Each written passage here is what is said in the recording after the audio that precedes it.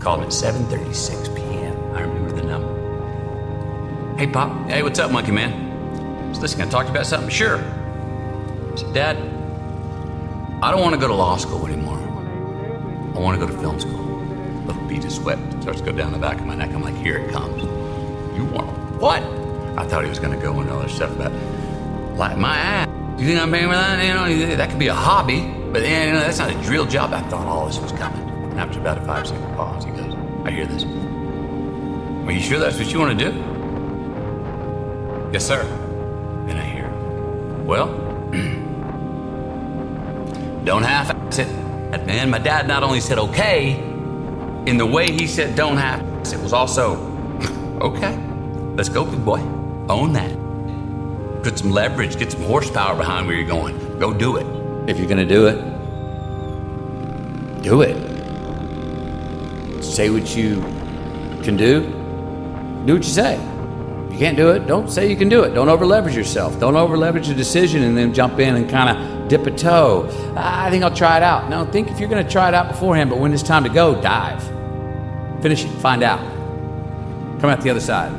Don't leave it and go, ooh, if I just would have, That keeps me up at night. I think it keeps a lot of us up at night. When you half-ass something you just don't know, whether you failed or succeeded, got what you want or didn't get what you want, finding out and looking in the mirror and going, I didn't half-ass it, I went all the way, I found out, and that ain't for me. Or I found out, and you damn right that is for me.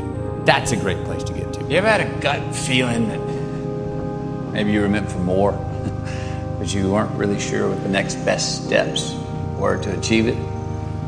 Me too. So what's your more? What's your destination? And I'm not talking about just more money or more things. I'm also talking about more love, more joy, more choice, more balance, more trust. What's your more?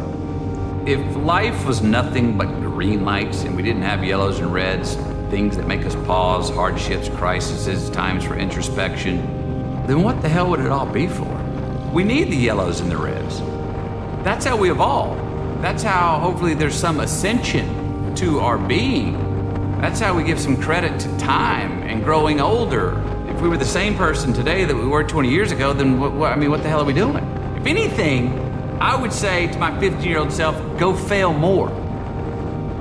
If anything, I would say to you, go fail more. Forget them. Those people on the sideline that are saying the thumbs down or calling you something or being snarky, they're on the sidelines for a reason.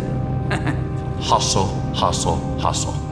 Sleep was sin in my household. Sin. I saw my dad asleep one time in my life. If it was daylight, you couldn't be inside. There's a fierce sense of independence. 30 minutes of TV a night max. Mom would always say, why are you gonna watch someone doing something when you can go out in the world and do it yourself? Turn that damn thing off, get outside. Had to be outside.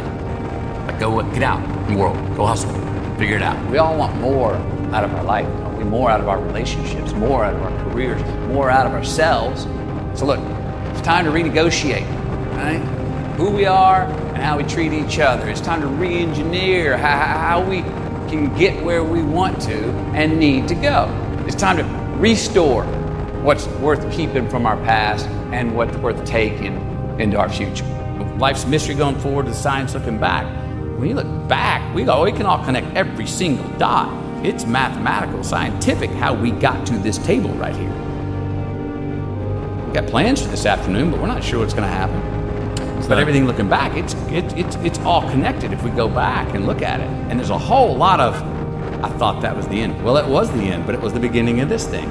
Or I caught that red light and therefore made me 60 seconds later to get to that cafe where I met that movie producer or that woman who became my wife or whatever that is. It don't make sense at the time, but boy, looking back, it's all a science. You've got this great line where you say so many people are obsessed with how to live longer instead of how to live better. Yeah. Quantity, success without the profit. Ooh, how much more can I get? I'm for it.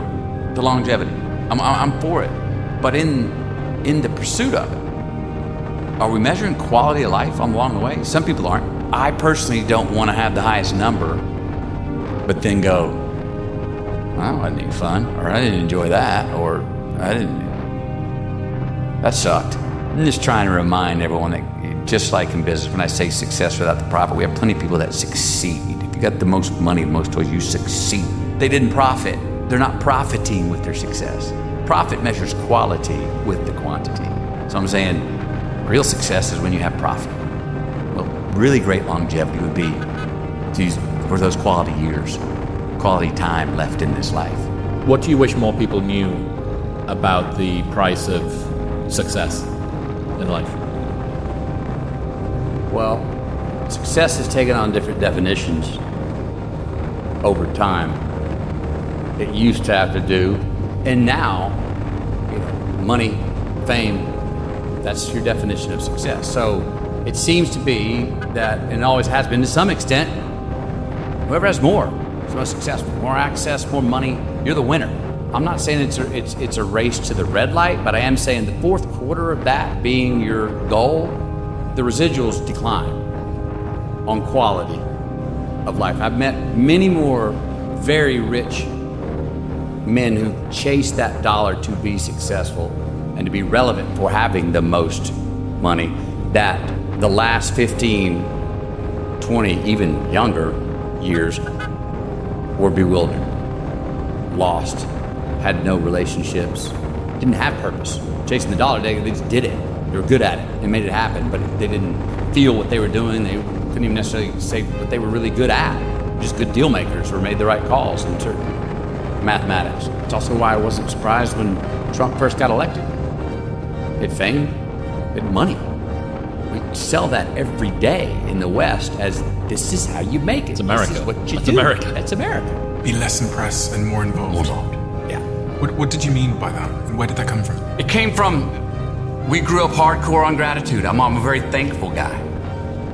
And being thankful and having gratitude is very important. But you can't stop there. Because too much just, I'm so happy to be here. You're so impressed to be here. Thank you for having me, which we should have. But if you live only there, we can't be present and be involved in whatever we're doing and do it as well as we want to do it. You gotta go, no, thank you for letting me be here, and I'm supposed to be here. Now let's go. If I'm even talking to you, if I'm here going, man, I'm so happy to be here. If I'm just happy to be here and go no further than that, we can't have this conversation. I won't be there yet. I can't be grounded enough to have it right here. I'd be like, I'd anticipate my thoughts. I'd, say something that is only the pretty stuff and not the ugly stuff, or, I don't want to be me. So to be involved allowed me to be more honest and have more courage. When we're involved, we're more honest and have more courage to do what we're fashioned to do, how we're fashioned to do it. What about love? We always knew we were loved. There's never a question that we were loved as loving each other, loving mom and dad, being loved by mom and dad, and making mom would always keep on to make sure you're loving yourself. I remember breakups, heartbroken. She'd let us mourn. She was a great ear, very sensitive ear to that kind of to pains like that, broken hearts, but only for a day. After a day, she'd crank up the AC/DC, man, and go like, now, get up. You're worth it. Her loss. Come on, get out of bed. Come on. Quit moping. Lift your head up. Come on, buddy. We got this. Her loss. Give you the day. No more than that. What's the difference between a nice guy and a good man? A nice guy gets along. Yeah, do that. Yeah, I'll do that. They don't necessarily have discernment or judgment. Not sure what they stand for or stand against. It's like yes, sure. Yeah, hey. A good man has ideals that they stand for and they'll stand against. And when they're tested, a good man is not a nice guy. I didn't want to keep forgiving myself on Sunday and then repeat and do the same thing again Monday, Tuesday, Friday, and then go, now I can be forgiven. I was like, no, man. Forgive me, Father. I know what I'm doing, and I'm keep doing it. Cut the McConaughey. Quit giving yourself that out, that parachute, even though you may have it. Even though word says grace of God will forgive you. Yeah, I need to strong arm myself. Put my damn hands on the wheel. Look in the mirror and go, it's on you. Because it is. Happiness is an emotional response to an outcome. If I win, I will be happy. If I don't, I won't. It's an if-then, cause and effect, quid pro quo, standard that we cannot sustain because we immediately raise it every time we attain it. See, happiness demands a certain outcome. It is result reliant. And I say if happiness is what you're after, then you're going to be let down frequently, and you're going to be unhappy much of your time. Joy, though, joy is a different thing. It's something else. Joy is not a choice. It's not a response to some result. It's a constant. Joy is the feeling that we have from doing what we are fashioned to do, no matter the outcome. Now, personally, as an actor, I started enjoying my work and literally being more happy when I stopped trying to make the daily labor a means to a certain end. For example, I need this film to be a box office success. You know, I need my performance to be acknowledged. I need the respect of my peers. All those are reasonable aspirations, but the truth is, as soon as the work, the daily making of the movie, the doing of the deed became the reward in itself for me, I got more box office, more accolades and respect than I ever had before. See, joy is always in process. It's under construction. It is in constant approach, alive and well in the doing of what we're fashioned to do and enjoying. I think it's why a lot of relationships don't work. We make her Wonder Woman and she makes us Superman, and neither one of us can live up to it. And that we've got that bulb, that honeymoon bulb turned up to 100 watts, and the honeymoon's over. We're trying to deal with some real base stuff. Let's leave it at 20 watts. We're just lit, but we're not just feverishly, superhuman. And I think a lot of us just purport that on someone else, and they can't live up to it, and it ends up not being fair to them. And then they do the same to us, and we both walk away going, I underwhelmed. And if you forgive me, and you believe that I'm truly sorry, do my best not to ever do that again. You believe that, and then you forgive me. First order of business is for me to change the behavior that I have so I don't have to come say sorry to you again. That I think we miss sometimes. Sometimes people go, I'm sorry, forgive me. Oh, cool, we're even. All right, back to it. And all of a sudden you're like, you did it again. Dude, have a little reward. I thought you were going to course correct. I've got to course correct. The offenders, for the first order of business, for the offender to go, I'm going to do what I can not to have to say I'm sorry to you again. I think George Janko says every man knows God when he's at his lowest. That there are reliable times when people turn toward faith. And how many people turn at the end of their life? And I wonder, if there is a God, is that in the same way that, Catholicism could say sin all week, but if you meet it and you ask for forgiveness on Sunday, you're washed clean. Well, I see some people use that as a crutch and go right back to repeat offending. I've got a poem in here, going to forgive me, Father, for I know what I do. And I'm curious, is that okay? There's the forgive me, Father, for I know not what I do. Mm-hmm. And I'm writing about, forgive me, Father, there's times I know exactly what I'm doing, and I do it anyway.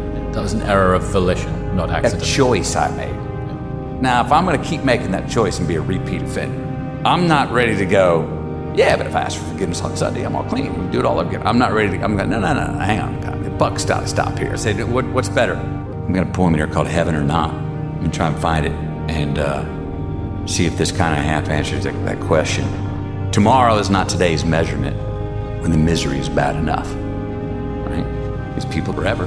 But if you can find something that you can keep going, something that no matter how small to look forward to and continually have faith in and chase, well, then your life here is going to be better now. Heaven or not. And I was like, time to become a man. Walk forward, peripheral vision. Get it. Own yourself.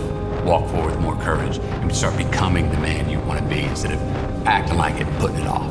I'm nervous before I'm going to go speak or something. I got a little thing in my wallet. You're going to die one day, McConaughey. And I'm like, that relaxes me. If I'm going in, complacent, I got another note and tell myself, what you're about to say and do will outlive you. So you better do it well. If I said I can't, my dad's teeth would start to go. Excuse me? Sure you're not just having trouble. I remember this one time I was going out to do my chores Saturday morning, mow the lawn, and the damn lawnmower didn't start. Checked everything, couldn't start. I'm going inside and said, Dad, can you help me? I can't get the lawnmower started. He turned around, I saw his molars. And he got up, walked with me through the kitchen, through the garage, out the backyard, went to the lawnmower, messed around, pulled a couple things out, about 10 minutes, boom, cranked it. And while the lawnmower was running, right there. He came over to me and bent down and looked behind. He goes, "See, son, you were just having trouble." I think in life you want to be finding people that believe in you more than you believe in you, that hold you to higher standards. I think that's the definition of a good friend. I think that's the definition of a good partner, a good definition of a good husband, wife. That they remind us of the best of ourselves. They shine that light, remind us, because we do. I know I do. It gets put the blinds on it, and I don't see it. I'm interested in so many things that my hunch is to not take on more campfires, but to keep putting logs on the fires that I've built. And to do that, the clouds that come with fall just nip ambition in the bud just a little bit and put a little bit of a roof. I kind of like, I'm not as big of a fan of the 30-foot vault ceiling, but I like that 10-footer, that 8-footer. I feel ambitious looking laterally instead of four-dimensionally. I'm looking for the dreams and the poems and the prayers to become the reality. And I like a little bit of shade. I gotta forgive that deed, that person for that deed. And again, not necessarily trust him, but do my best to forgive him. And that can take me a while. And I think who it takes me the most time to forgive the betrayal is me. When and if I betray myself, forgiving myself. Because we forgive too quickly. Resilient. We hop up, dust ourselves off and go, "Forgive you, let's do it again." We do become repeat offenders because we didn't take time to put ourselves or feel the guilt of the wrongdoing and pay a little penance to look at and go, "I don't want to feel this again. I don't want to do that action again to make myself feel this way. It doesn't feel like me. I don't want that person to have that sadness or anger with me again, or the world to have that sadness and anger from this deed. I don't want to feel that again." And that takes some pause to then go, "Now I forgive myself. Let's carry on and trust and be ready to do the work to say, we're not gonna just let that slide anymore. I'm successful. I got a home. It's got a gate. I got a security guard. I got 3 kids. I got a wife. All right, secure this. Keep that log on those fires going. That's the main thing, man. You do that. There's nothing better you can do. Hang on, man. You can do that, but you still need to engage. Are you gonna become a live-in father? No. Kids need to see you go to work. They need to come with you go to work. They need to see you and your mom going places without them. Engage in the world. Go find out some new things. Learn some new things.